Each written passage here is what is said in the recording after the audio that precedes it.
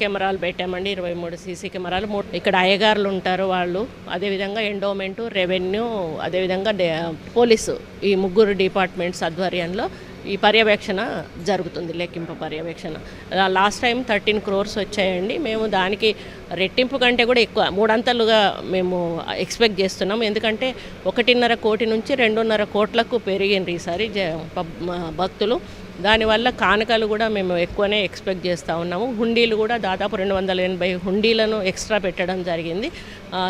అందులో పడ్డ హుండీలలో కూడా ఎక్కువ అమౌంట్, అంతకు ముందు కంటే కూడా ఎక్కువ అమౌంట్ పడి ఉంటుంది. అందువల్ల లెక్కింపు కూడా కొంచెం ఎక్కువనే సమయం తీసుకుంటుందని మేము అనుకుంటున్నాం. ఇంత పెద్ద జాతర ఇది, కుంభమేళా తర్వాత మళ్ళీ కుంభమేళా లాంటిది. దాంట్లో చిన్న పొరపాట్లు కావాలని అయితే ఇది జరగదు, అనుకోకుండా జరిగినవి దాన్ని డిపార్ట్మెంట్ వాళ్ళు చూసుకున్నారు.